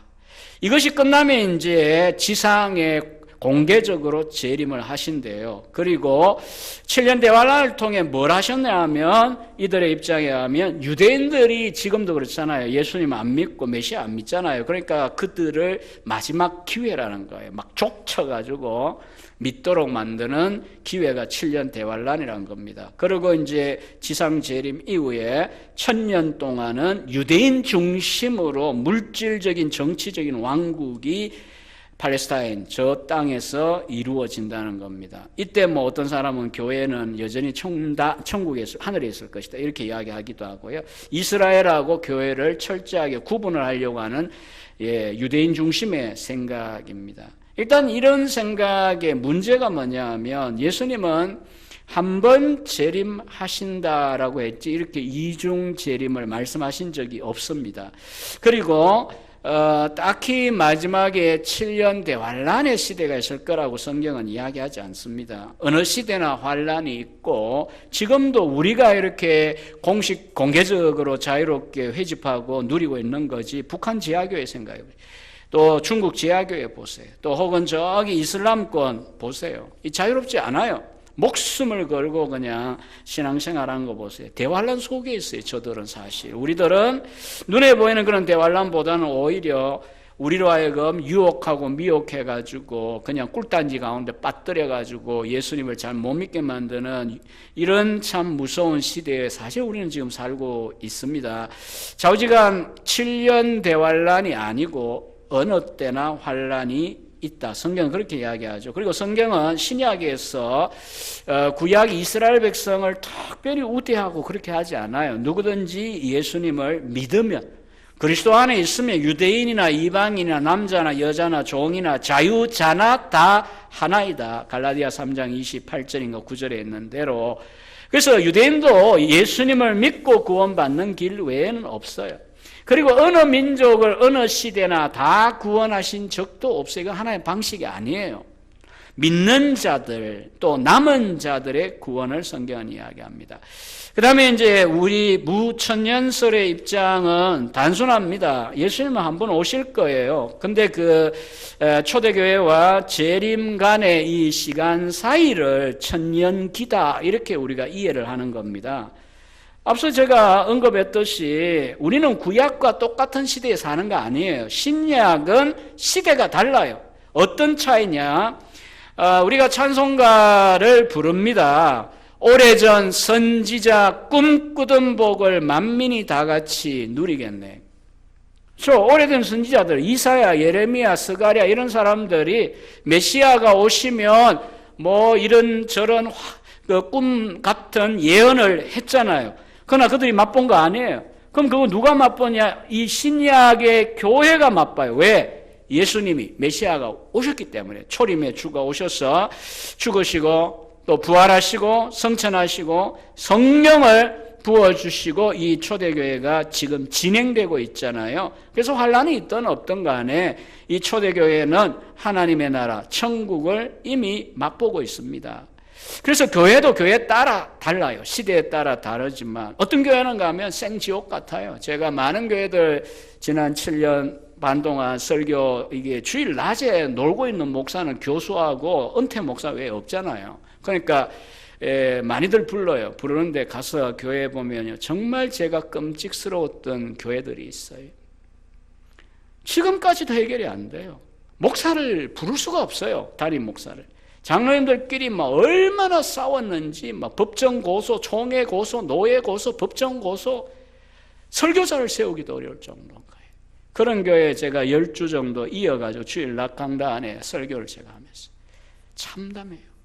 왜 같은 교회인데 어떤 교회들은 제가 이제 교인들에게 목회할 때 늘 그랬어요. 천국을 맛보는 교회가 되게 해달라고 늘 기도하자고 늘 권하고 우리 교회 좋다 이런 느낌이 들 때 더 금식하고 권사님들 더 기도해달라고 부탁도 하고 금세 깨지거든요. 그러니까 앞서 이야기한 그런 교회 보세요. 굉장히 훌륭한 교회 중에 하나였어요. 근데도 불구하고 깨지니까 삽시간에 생지옥이 되는 거예요. 여러분 교회가 같지 않습니다. 또 개인도 같지 않습니다. 우리 개인의 삶도 어떤 때는 정말 충만하게 우리가 누렸지만 또 어떤 때는 완전히 곤두박질 쳐가지고 완전히 사망의 엄침한 꼴짜기를 지나가기도 하잖아요. 이게 신약교회의 영광이기도 하고 또 하나의 기회일 수도 있지만 위기이기도 합니다. 우리가 어떤 성경이 약속하고 허락하고 있는 교회의 영광을 누릴 거냐. 이게 이제 지상의 교회도 천년왕국에 참여하고 있는 건데 사실 요한계시록 20장에 나오는 그 천년왕국이라고 하는 건요 정확하게 보시면요 영혼들입니다. 죽은 자들, 로마 시대의 이 계시록의 배경이 그거 아닙니까? 도미티아누스 황제에 의하여 믿다가 그냥 목 잘리고 화형당하고 순교한 사람들, 개죽음이다 이렇게 생각할 수도 있잖아요. 사람이 이 땅에서 어쨌든 잘 살아야지 저렇게 죽으면 뭐가 있냐 이렇게 헷갈리게 만드는 시대에 하나님 말씀하시죠. 얘들 개죽음한 거 아니야. 여기 봐. 하늘의 보좌에서 나와 함께 통치하고 있잖아. 나라와 제사장이 되어 있잖아. 그러니까 초대교회 성도들을 응원하기 위하여 보라고. 나를, 즉 하나님을 위하여 죽는다라고 하는 것, 순교한다라고 하는 것은 억울하거나 개죽음이 아니다. 이것이 그리스도와 함께 1000년 동안 교회 시대 동안 천상에서 통치하는 시간이다 라고 하는 것을 보여주신 게 요한계시 20장 1에서 6절에 있는 천일왕국에 대한 메시지의 핵심이거든요. 그래서 초대교회 어거스틴부터 해서 종교개혁자인 칼빈이나 누터나 또 오늘날 수많은 그 신학자들, 화랑개혁주의자들이 이 입장을 택하고 있고, 저와 우리 여러분의 목사님도 이 입장을 가지고 있습니다. 그래서 그 종합 정리해 보면 이 네 가지 입장을 천천히 이제 설명을 제가 했고요. 그 다음에 이제 그 우리가 요한계시록을 잘 이제 들을 수 있는 건 복인데 복잡하기 때문에 여러분이 간단하게 종말에 대하여 우리가 확인할 수 있는 본문이 몇 가지가 있는데, 그 중에 하나가 여러분이 마태복음 24장, 25장에 있는 예수님의 종말론 설교예요. 감람산에서. 또 하나가 데살로니가 후서 2장에 보면 바울의 소계시록, 소묵시록이라고 하는 본문이 있습니다. 열 몇 절인데 종말에 어떤 순서, 굉장히 헷갈리지 않아요. 그런 본문들 읽고 있으면. 자, 그리고 어쨌든 중요한 것은 예수님은 언제든지 오실 수 있기 때문에 언제 오시냐가 중요한 게 아니고요. 웨스민스터 신앙고백서 33장 3항에도 있습니다. 우리가 언제요? 이 날짜를 예수님은 안 가르쳐 주셨어요. 왜? 육신적인 안일함을 버리게 하시기 위해. 언제라도 오실 수 있다는 걸 생각하면서 지금이라도 내가 주님을 맞이할 준비가 되어 있냐, 신앙적으로 늘 확인하면서 사는 것이 중요합니다. 이제 남아있는 것들 제가 간단하게 정리하고 마치겠습니다. 그 다음에 이제 재림 이후에 부활이 있다고 그랬죠. 이 몸의 부활입니다. 신체적인 부활이라고 하기도 하지만 그 제자가 그린 도표입니다. 책에 원래 이런 건 없어요. 이 책의 내용 이렇게 설명했어요. 의인의 부활, 그리고 악인의 부활, 성경에 두드러지지 않게 나타나죠. 왜냐하면 영광스러운 몸이 아니고 그냥 몸입니다. 천한 몸이 입어요. 그리고 왜 악인도 몸의 부활을 입을까요? 이 땅 위에 우리가 살면서 신자고 불신자고 의를 행해도 몸과 영혼, 전인이 행하는 거고, 죄를 지어도 손가락이 죄를 짓고 발가락이 죄를 짓는다 그러면 안 돼요. 뭐 이렇게 폭력을 행사한다 해도 왜 손이 발이 잘못입니까? 내가 문제인 거죠. 그러니까 사람은 몸과 영 전인으로서 죄를 지어도 짓고 선을 행해도 선을 행하는 겁니다. 그러니까 내가 정말 선한 마음을 가지면 말로, 손과 발로 사랑을 표현하는 거잖아요. 마찬가지로 죄로 그렇게 표현돼요. 그래서 로마서 6장에 보면 죄의 병기, 우리 몸은 죄의 병기가 되기도 하고 의의 병기가 될 수도 있는 겁니다. 맨날 그냥 세상의 절망적인 그런 노래들만 부르는 걸로 우리가 음악이나 입을 사용할 수도 있지만, 하나님을 찬송하기 위하여 입과 음악을 사용할 수도 있는 것처럼 이 몸의 문제가 아니에요. 도구입니다. 그러니까 악인들도 왜 몸을 입냐 하면 이 땅 위에 사는 동안 온 전인이 죄를 지은 것이기 때문에 영혼만 벌하지 않아요. 악인들도 몸의 부활이 있습니다. 그러나 이제 강조 안 한 것은 의인의 부활 경우에는 영광스러운 부활이기 때문입니다. 뭐 이제 거의 끝났다라고 기대하시면 성경을 한 군데 한번 찾아봅시다. 고린도전서 15장 말씀 한번 펴보실래요? 뭐 성경 안 가지신 분들, 또 손가락 까딱하기 싫으신 분들 괜찮아요. 안 찾아도 돼요. 제가 담임 목사면 찾으라 하겠지만 제가 담임 목사가 아니기 때문에 15장 부활체에 대하여 성경은 간단하지만 이렇게 이야기해요. 42절 신약 284면쯤에 있습니다. 페이지가 각각 달라가지고 자, 42에서 44절까지 천천히 한번 읽어봅시다. 시작. 죽은 자의 부활도 그와 같으니 썩을 것으로 심고 썩지 아니할 것으로 다시 살아나며 욕된 것으로 심고 영광스러운 것으로 다시 살아나며 약한 것으로 심고 강한 것으로 다시 살아나며 육의 몸으로 심고 신령한 몸으로 다시 살아나나니 육의 몸이 있은즉 또 영의 몸도 있느니라. 일단 눈여겨보기 전에 여러분들이 이제 그때까지 살아있다면, 우리가 주님 오실 때까지 살아있다면 이제 특별한 혜택이 뭡니까? 죽음을 맛보지 않아도 되는, 즉 몸과 영혼의 분리라는 죽음을 맛보지 않아도 되는 혜택이 있어요. 그러나 그 몸으로 영혼이 못 살아요. 51절에 한번 보세요. 51절 제가 읽어드릴게요. 보라 내가 너희에게 비밀을 말하노니 우리가 다 잠잘 것이 아니요 마지막 나팔, 주님 재림 때 천사장의 나팔 소리예요. 이게 어떻게 비밀 공중휴거가 되겠어요? 이렇게 시끄러운데 온 세상에 천사의 나팔 소리가 들립니다. 순식간에 홀연히 다 우리가 변화합니다. 죽은 자들은 앞서 이야기한 네 가지 몸으로 살아나요. 썩지 아니할 몸, 영광스러운 몸, 강한 몸, 신령한 몸으로 다시 살아나요. 그러면 살아있던 자들은 무엇이냐면 변화되는 겁니다. 이 상태였는데 금방 이야기한 그 네 가지 조건으로 변하는 거예요. 썩지 않고 영광스럽고 강하고 또 신령한 몸으로 변화되어 버린다라고 하는 것입니다. 그 다음에 이제 어떤 일이 있냐? 최후 심판이 있습니다. 심판의 기준은요, 우리가 이 땅 위에서 무엇을 알았느냐에 따라, 즉 성경을 전혀 몰랐다. 그러면 이제 양심, 또 인간의 본성에 심어준 하나님의 자연법이 있어요. 유대인은 구약을 알죠. 신약 신자들은 구약뿐 아니라 복음의 내용들을 압니다. 그래서 이 기준이 달라요. 그리고 상급과 형벌이 있을 것입니다. 우리가 이제 물질적인 어떤 상을 이야기하니까 자꾸 이제 그런 게 뭐 필요하냐고 막 투덜거리는 교인들이 있기도 하고 신학자도 있습니다. 그러나 분명히 성경은 행한 대로 갚아주겠다고 말씀하셨어요. 행한 대로 우리가 어떻게 살았느냐. 천국 가고 새하늘과 새 땅에 살면 됐지 뭐 그 차이가 뭐 필요하냐. 그렇지 않습니다. 그 상급이 어떤 내용인지 우리가 알지 못하면서 쉽게 이야기해서는 안 되겠고요. 그리고 그 불신자의 경우에도 똑같지 않습니다. 이 땅 위에 법정도 정의, 저스티스 이야기하면 무엇입니까? 잘못한 사람에게 잘못한 만큼 벌을 주겠다. 이게 이제 법정적 정의 아닙니까? 봐주지 않고 그 한 대로 주는 거예요. 억울하게 너무 심하게 벌을 줘도 안 되고 벌 떼게 받아야 되는데 뭐 정신이 이상하다 거짓말해가지고 그냥 막 봐주고 이래서도 안 되는 거잖아요. 우리나라 법정이 사실은 뭐 인간 법정이 다 그렇지만 충분히 정의롭지는 않습니다. 그래서 우리가 사실은 신자는요 억울하고 답답하고 세상 꼴이 이게 뭐냐 이런 생각이 들 때 지금 우리나라 현실도 그래요. 그때 우리 신자들은요 그냥 우리끼리 위로가 아니고 뭘 봐야 됩니까? 바로 이 최후 심판을 바라보셔야 돼요. 하나님은 정확하세요.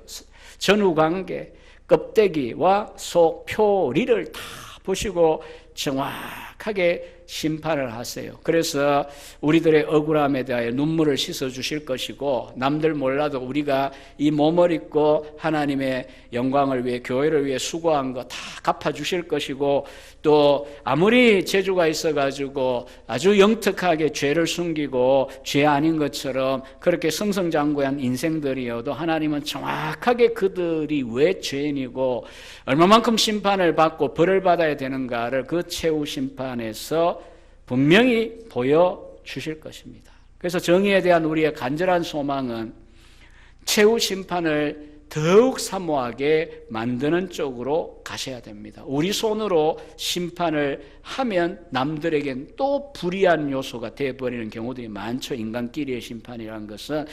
어쨌든 이러한 심판이 있기 때문에 이 땅 위에 살아갈 때 우리의 이 몸으로 있고 있는 이 잠깐의 시간 동안 허투루 살 수가 없습니다. 존절하게 살아야 됩니다. 그럼 우리가 뭐 잘 살면 구원받냐 그 말 한 거 아니잖아요. 우리가 구원받는 것은 예수 믿고 다 구원받는 것이지만 그리고 남은 생애 동안에 어떤 삶을 복음적으로 살고자 분투 노력하느냐 개판으로 사느냐 차이는 최후 심판 때 드러날 것입니다.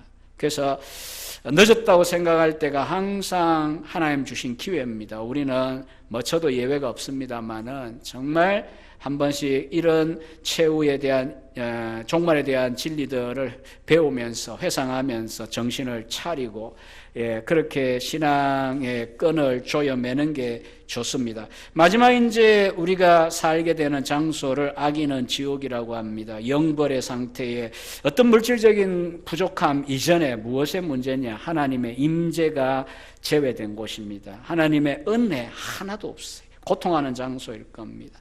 그래서 제가 우스갯소리 같은 소리로 끝을 이제 대략 맺어본다면 이런 이야기입니다. 세상 사람들은요, 자기들이 즐기는 것들이 다 있잖아요. 이 세상에 살만한 이유가 다 있거든요. 불신자여도 예수 안 믿어가지고 별로 그렇게 재미없는 건 아니에요. 그런데 착각하는 거죠. 지옥에 간다. 지옥 어때? 갈 거야. 그리고 우리나라 사람들은 또 특히 문제가 뭐냐 하면 혼자는 못 가는데 떼거리로 가면 갈만하다잖아요. 어딜 가도 떼거리로 가는 건 가잖아요.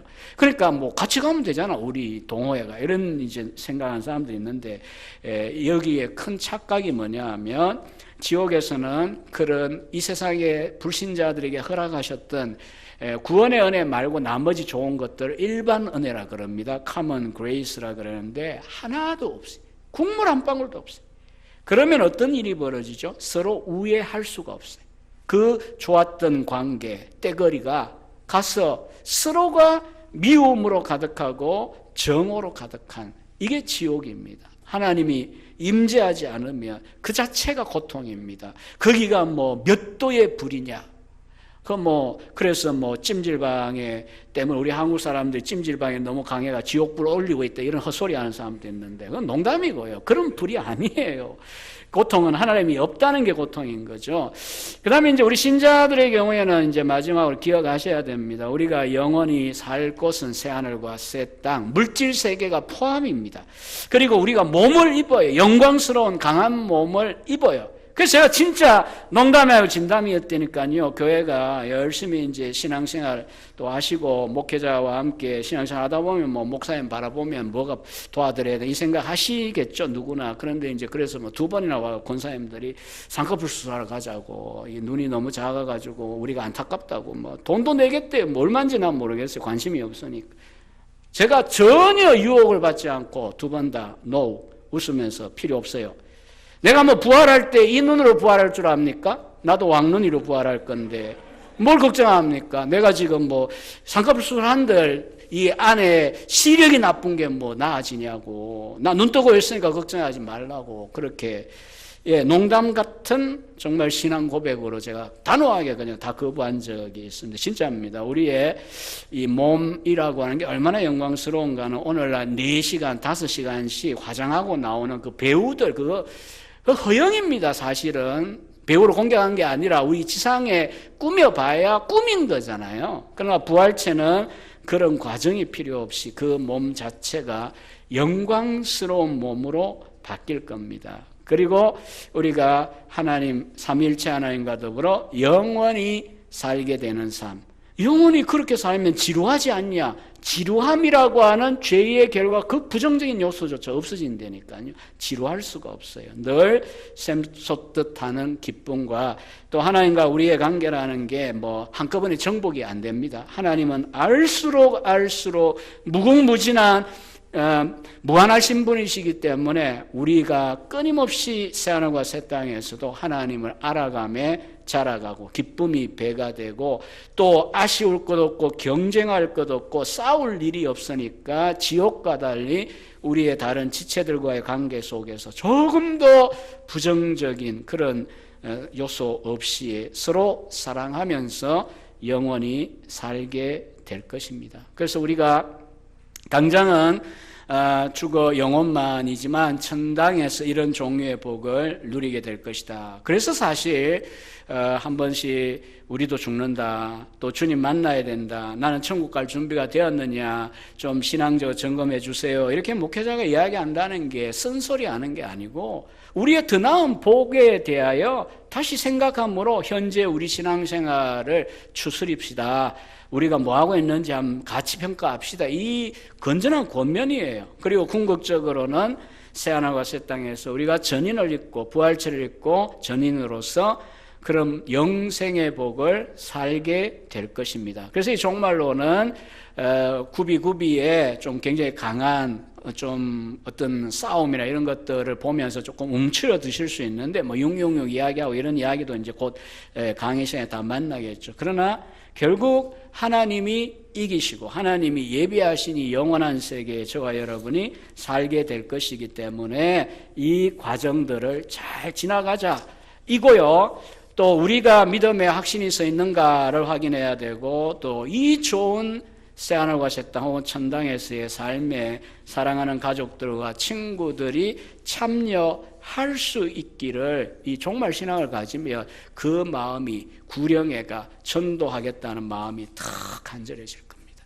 정말 사랑하는 사람이 옆에 있는데 먹을 거 주고 시간 같이 해주고 놀러 같이 가고 다 하잖아요.